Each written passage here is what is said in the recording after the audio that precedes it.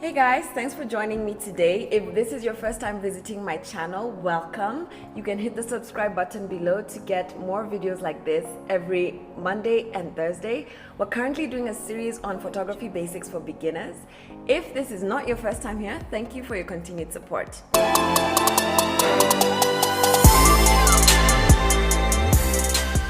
Now, today we're talking about the very exciting topic of memory cards. It's a bit dry, but bear with me. You kind of need to know this stuff to understand your cameras better. So I'm going to jump right into it.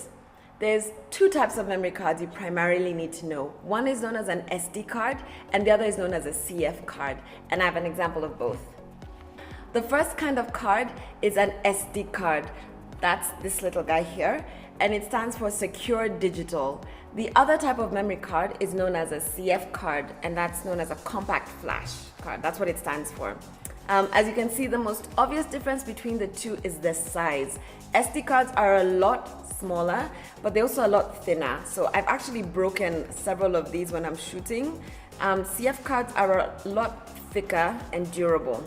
So off the bat, if your camera has both a CF and an SD card reader, you want to go for a CF card if you're a more clumsy person who tends to break things. Otherwise, they both perform really well except for a few differences, the biggest one being price. SD cards are a lot cheaper than CF cards. So this is a 32 GB SanDisk memory card. It's a class 10 card. I'll explain what that means in a moment. But this guy costs about $17 on Amazon. I'll put a link to the card below. Whereas a CF 32 GB card by SanDisk on Amazon actually costs $35. So there's a big price difference. To talk about the class of the card, if you can see when I'm talking about class, it's this little circle over here with a number inside. The class of your card refers to how fast it can read and write data. And this is really important because of what's known as buffer memory. So as you're taking pictures and you have your card inside of your camera has what's called internal buffer. So it will store pictures before recording them onto the memory card to allow you to continue taking more pictures. And as you're taking your pictures, it will then store the ones that you've already taken onto the card inside your camera. Now, the class of your card determines how fast that process happens. If I'm in studio shooting fashion or beauty or something else, the class is not really important to me because I'm going to shoot rather slowly. But if I'm shooting a wedding where the action's happening really fast and, let's say the groom is kissing the bride, you probably want to take 3 or 4 shots before that minute is up. And you want to do it without the buffer in your camera filling up, which means you won't be able to take any more pictures until it's finished writing the images onto the card. To do that, you need a card with a high class, an SD card with a high class. You can buy an SD card at any local camera shop, but I'll also provide links in the description box below to where you can buy them on Amazon. One wise thing to do as you buy your SD card or CF card is to buy a protective case for them. So this is kind of what a case looks like for an SD card.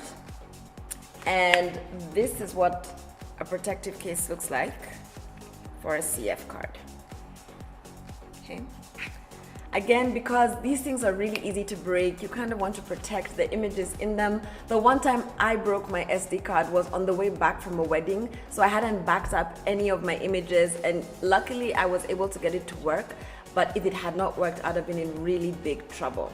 Now, some cameras, like the camera I use, the Nikon D750 or even the Nikon D7000, have 2 slots for SD memory cards, which is really nice. It means that you change half the time that you normally would. Some cameras come with both a CF and an SD card slot.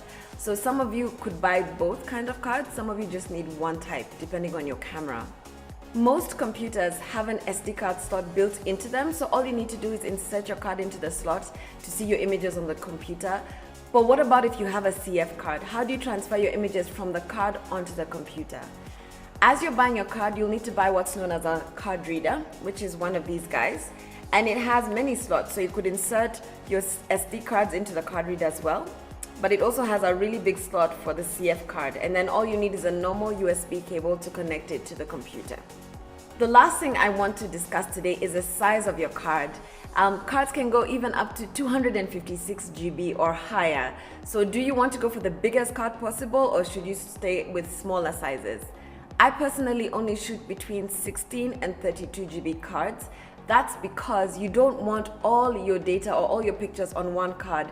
Just in case you happen to lose a card or format a card by mistake, you don't want to lose all the information from a whole day of shooting in one click, okay? So it's more of an insurance or protective measure. I'd rather have many cards with the images in batches so that even if for some reason something goes wrong with one card, at least I have the other images from the day on another card.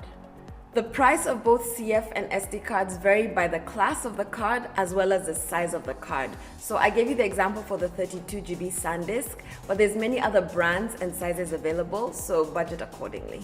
Thanks for watching my basic introduction to memory cards.